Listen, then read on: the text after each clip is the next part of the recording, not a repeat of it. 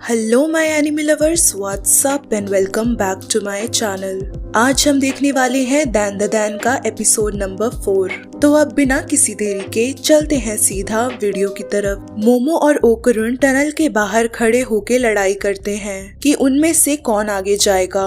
Conclusion ना निकलने पर वो फैसला करते हैं कि वो दोनों एक साथ टनल के अंदर जाएंगे। दोनों धीरे धीरे टनल में घुसते हैं, अपनी स्ट्रेटेजी बनाते हुए कि वो टर्बो ग्रैनी का सामना कैसे करेंगे। मोमो अपने कॉन्फिडेंस को दिखाते हुए कहती है कि उन्होंने जैसे फ्लैटवुड्स मॉन्स्टर को हराया था वैसे ही वो टर्बो ग्रैनी को भी हरा देंगे। टर्बो ग्रैनी एक बूढ़ी स्पिरिट है, ना कि कोई बड़ी सी मॉन्स्टर, तो उसे हराना ज्यादा इजी होगा। लेकिन उसका ये कॉन्फिडेंस ज्यादा देर तक नहीं टिकता। वो देखते हैं कि टनल में टर्बो ग्रैनी का बड़ा सा सर है जो उन्हें आगे नहीं बढ़ने दे रहा।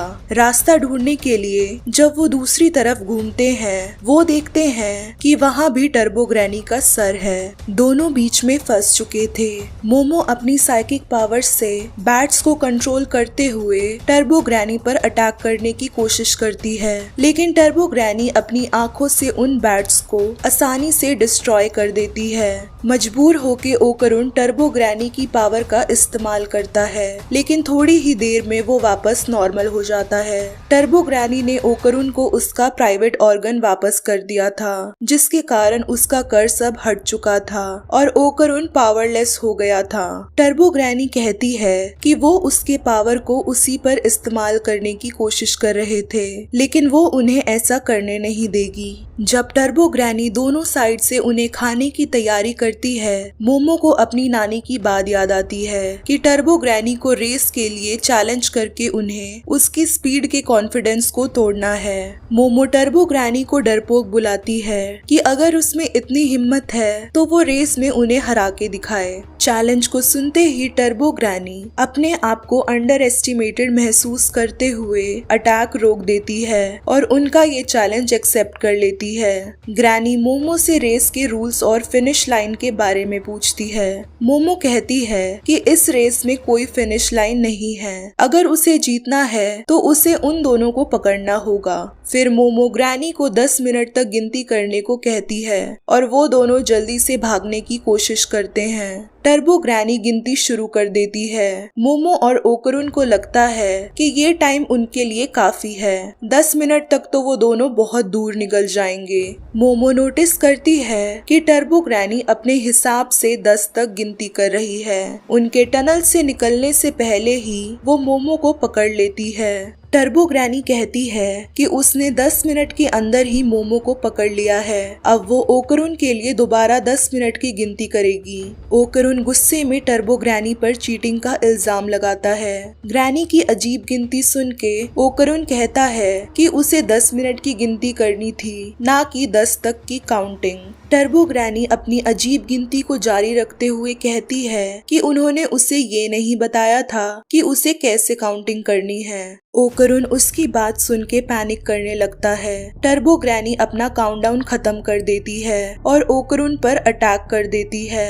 बिना किसी सॉलिड प्लान के मोमो को बचाने के लिए ओकरुन टर्बो ग्रैनी को काट लेता है। दर्द और इरिटेशन के कारण टर्बो ग्रैनी उसे हटाने की कोशिश करती है, लेकिन ओकरुन के कपड़ों की वजह से वो फेल हो जाती है। कोई और रास्ता ना होने के कारण वो ओकरुन को पूरी तरह पोजेस करने का डिसीजन लेती है। टर्बो ग्रैनी अब ओकरुन के बॉडी के अंदर थी। वो मोमो को खाने की तैयारी करती है, लेकिन अचानक से उसे दर्द महसूस होता है जिससे वो आगे बढ़ नहीं पाती। मोमो को अपनी नानी का लेसन याद आता है कि बिना देखे भी अपने सेंस ऑफ टच का यूज कैसे करना है। टर्बो ग्रैनी ओकरुन के बॉडी में अपने रियल फॉर्म में थी। मोमो टर्बो ग्रैनी के ऑरा को फील करके उसे दबा देती है, जिससे वो ओकरुन के अंदर पूरी तरह बंद हो जाती है। जब टर्बो ग्रैनी खुद को छुड़ाने की कोशिश करती है, वो मोमो को मारने के लिए उसके ट्रैप को तोड़ देती है, जिससे मोमो फ्री हो जाती है। टर्बो ग्रैनी चिल्लाते हुए उसे ओकरुन के बॉडी से निकालने को कहती है। मोमो कहती है कि वो उसे इतनी आसानी से नहीं जाने देंगे। टर्बो ग्रैनी को बचाने के लिए एक क्रैब जैसा अर्थबाउंड स्पिरिट आता है, जिसे देख के मोमो और ओकरुन तुरंत टनल से निकल जाते हैं। क्रैब टनल को डिस्ट्रॉय करते हुए उनका पीछा करने लगता है। वो क्रैब इतना बड़ा था कि दोनों अपनी जान बचा के भागते हैं। ओकरुन टर्बो ग्रैनी के पावर का यूज करके ट्रांसफॉर्म हो जाता है और मोमो को अपने पीठ पर उठाकर भागने लगता है। टर्बो ग्रैनी उन्हें अपना पावर मिसयूज करने के लिए डांटती है। ओकरुन पहाड़ से सीधा जंप लगाकर सिटी में लैंड करता है। इस लैंडिंग के दौरान ओकरुन ने अपनी पावर का फुल पोटेंशियल यूज कर लिया था और अब उसके पास एक बार और फुल पावर यूज करने का चांस था। उसके बाद वो दोबारा नॉर्मल हो जाएगा। क्रैब भी शॉर्टकट मार के उनके पीछे लैंड करता है। ओकरुन मोमो को पीठ पर बिठाकर सिटी में भाग रहा था। बाकी के लोग उन्हें देखकर हंस रहे थे, लेकिन वो क्रैब को नहीं देख सकते हैं। जैसे ही ओकरुन अपने रनिंग लिमिट तक पहुंचता है, मोमो एक प्लान बनाती है और उसे एक हॉट स्प्रिंग में ले जाने के लिए कहती है। मोमो को पता था कि उबलते पानी में जाने से क्रैब के मसल्स टाइटन हो जाएंगे। अपनी साइकिक पावर का इस्तेमाल करके वो एक गर्म पानी का पाइप क्रैब पर गिरा देती है, जिससे क्रैब मूव करना बंद कर देता है और दोनों को शोनो सिटी से भागने का एक मौका मिलता है। लेकिन तुरंत ही वो देखते हैं कि बहुत सारे लोग उनका पीछा कर रहे हैं। टर्बो ग्रैनी ने पास के कब्रिस्तान के स्पिरिट्स को मोमो और ओकरुन को पकड़ने के लिए बुलवा लिया था। क्रैब भी वहां आके उन्हें घेर लेता है। टर्बो ग्रैनी कहती है कि वो दोनों को शोनो सिटी से निकलने नहीं देगी। मोमो ओकरुन को दोबारा ट्रांसफॉर्म होके पावर की फुल पोटेंशियल का इस्तेमाल करने को बोलती है। उनके पास ये आखिरी चांस था, लेकिन फिर भी वो सिटी से बाहर नहीं निकल पाएंगे क्योंकि वो अभी भी काफी दूर थे।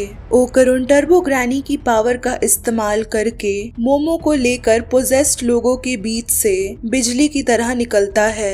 मोमो भी अपनी साइकिक पावर का यूज करके ओकरुन की मदद करती है। रोड से जाने के बजाय वो टावर्स का सहारा लेकर आसमान में स्विंग करते हुए जाते हैं। जब वो ऊपर थे तब ओकरुन दोबारा नॉर्मल हो जाता है और दोनों जमीन पर गिरने वाले होते हैं। मोमो दोनों को गिरने से बचाने के लिए अपनी पावर्स का इस्तेमाल करती है और वो दोनों सेफ लैंडिंग करते हैं। बस थोड़ी देर में वो शोनो सिटी से बाहर निकलने वाले थे, लेकिन मोमो रियलाइज करती है कि उसने गलती से टर्बो ग्रैनी को छोड़ दिया है। टर्बो ग्रैनी ओकरुन की बॉडी से निकल चुकी थी और वहां आके दोनों को जोर का किक मार के उन्हें दूर फेंक देती है, जिससे ओकरुन बेहोश हो जाता है। फिर टर्बो ग्रैनी क्रैब के साथ मर्ज हो जाती है और वो मोमो को कहती है कि अगर उसमें अभी भी हिम्मत बाकी है तो वो भागने की कोशिश करे। टर्बो ग्रैनी मोमो को काउंटडाउन मिनट्स देने का ऑफर करती है, लेकिन मोमो जवाब देती है कि उसे सिर्फ 1 सेकंड चाहिए। ओकरुन को जोर से पकड़ के वो अपनी साइकिक पावर का इस्तेमाल करके गुजरती हुई ट्रेन की छत पर सेफली लैंड करती है। टर्बो ग्रैनी को 100 किलोमीटर पर आवर ग्रैनी के नाम से जाना जाता है और ट्रेन की स्पीड 120 किलोमीटर पर आवर है, जिससे वो उन्हें कभी पकड़ नहीं पाएगी। टर्बो ग्रैनी ट्रेन का पीछा करती है। ट्रैक पे टर्न लेने की वजह से ट्रेन की स्पीड स्लो हो जाती है, जिसका फायदा उठा के ग्रैनी ट्रेन की छत पे चढ़ जाती है। लेकिन अब बहुत देर हो चुकी थी क्योंकि वो लोग दूसरी सिटी में पहुंच गए थे।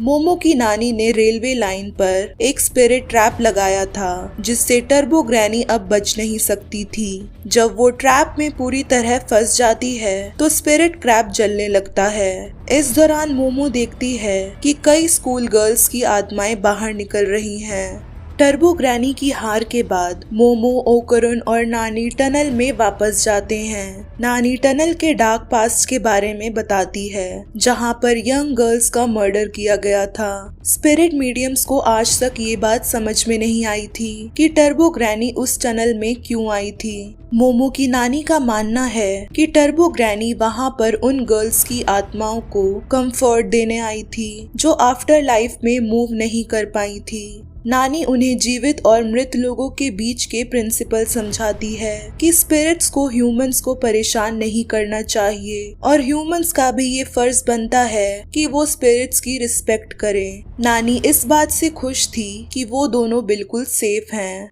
घर पर ओकरुन मोमो और उसकी नानी के साथ डिनर में शामिल होता है। डिनर के टाइम मोमो और उसकी नानी क्रैब खाने के लिए लड़ते हैं। ओकरुन उन्हें उसका क्रैब लेने को कहता है क्योंकि इस इंसिडेंट के बाद से उसका बिल्कुल भी क्रैब खाने का मन नहीं था। मोमो की नानी ओकरुन को कहती है कि वो खुद उसका प्राइवेट ऑर्गन चेक करेगी कि वो सच में वापस आए हैं या फिर नहीं। ओकरुन नानी की ये बात सुन के अनकंफर्टेबल हो जाता है और उनसे बचते हुए भागने लगता है। वो मोमो की हेल्प मांगता है लेकिन मोमो क्रैब खाने में बिजी होती है। ओकरुन कहता है कि ये फैमिली सच में पूरी क्रेजी है। डिनर के बाद मोमो ओकरुन को कहती है कि वो उसकी नानी की बातों का बुरा ना माने क्योंकि वो मजाक कर रही थी। ओकरुन डिनर नहीं कर रहा था जिसकी वजह से नानी को लगा था कि वो डिप्रेस्ड है और उसे चीयर करने के लिए नानी मस्ती कर रही थी। दोनों एक दूसरे को गुड बाय बोलते हैं।